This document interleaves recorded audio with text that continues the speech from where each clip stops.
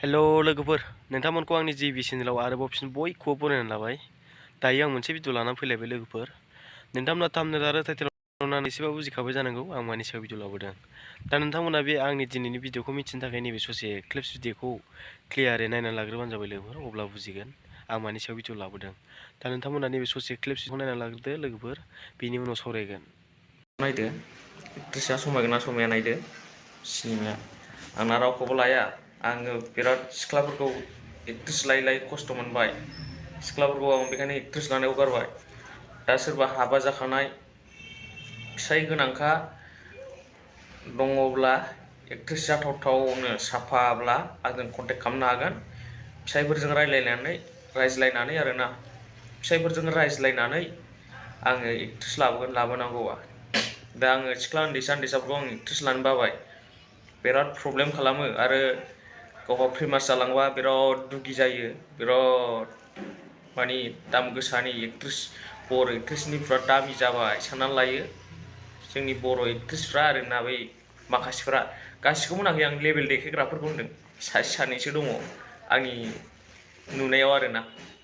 दा जोंहा बेवहाय नैबे सर्ट भिडिअ कमेडियान एक्टर जोंहा दैदेन औवारि, बे बिथाङा जोंहा बुंना होदों। दा जोंहा दानि सिख्लाफोर बा दानि सिख्लाफोरखौहाय एक्ट्रेसआवहाय लायोबा बिराद खस्थ' मोनो बा बिराद प्रब्लेमाव गोग्लैयो होनदों नैबे बिथाङा, जोंहा दैदेन औवारिया।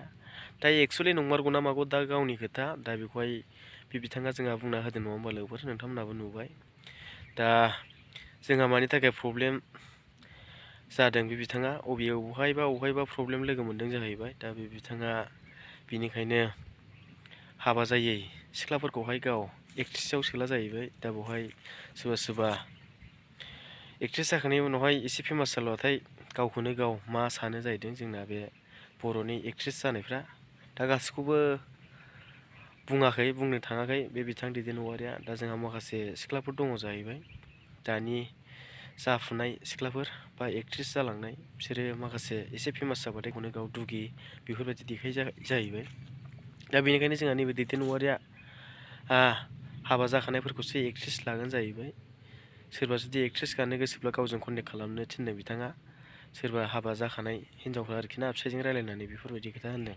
एक्सुवेलि नंगौ, बेवहाय सोरबा फिसायजों सोरबा बिमा बिफाजों रायलायाबा एक्ट्रेस गानांगौआबो इसेबां गोरलै खोथा नङा। बेनिखायनो बे बिथाङा होननानै होदों गावनि इउटुब चेनेलनि गेजेरजोंहाय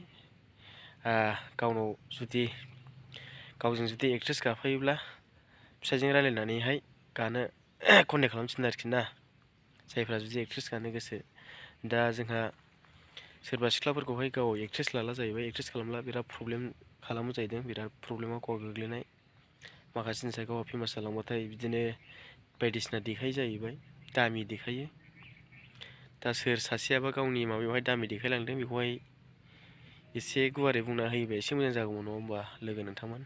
दा बे बिथाङा आन्दाज गैया बान्दाज गैया बुंलाबायबाय दिनैहाय। सोर एक्ट्रेसआबो गावखौहाय मा देखायखो बा मा प्रब्लेमाव खोख्लैखो, दा बे साननो गोनां जोंहा। दा बिथाङा सोरमार बेखौहाय एसे क्लियारै बुङोबा जोङो रायजो राजा जों पाब्लिकआ बयबो मिथिगौमोन। दा बेवहाय बेफोरबायदि डाइरेक्टलि बिदि सोरबा एक्ट्रेसखौ थांखिनानै बुङोब्लाथ' जानाय नङा गावनि गोसोजोंल'। दा बेबा सोर दामि देखायलांखो, सोर प्रब्लेम खोख्लैयो गावनि माबायावबा। दा बेवहाय बेयो साननो गोनां आरोखि ना। दिनै नाम गैया गुन गैया बेफोरबायदि बुंलाबायबाय। दा दिनै जोंहा सोरखौ सन्देह खालामनो। दा दिनैहाय बेबायदि बुंजानाय हिसाबै सोरबा एक्ट्रेसआबो दिनै आंखौसो बुंबाय नामा बेफोरबायदि साननो हागौ। दा ओंखायनो सोर गावनि सायावहाय प्रब्लेम देखायखो बा सोर दामि देखायखो बेखौ एसे क्लियारै बुंना होयोबा एसे मोजां जागौ दैदेन औवारि बिथां। दा बेनिखायनो आंनि चेनेलनि गेजेरजों नोंथांनाव सोंहरनाय जाबाय। दा दिनै भिडिअआ बेखिनियानो लोगोफोर, नोंथांमोना भिडिअखौ नायनानै माबायदि मोनखो कमेन्ट्सनि गेजेरजों फोरमायहरबानो जाबाय लोगोफोर। दा दिनै भिडिअआ बेखिनियानो, बाय बाय।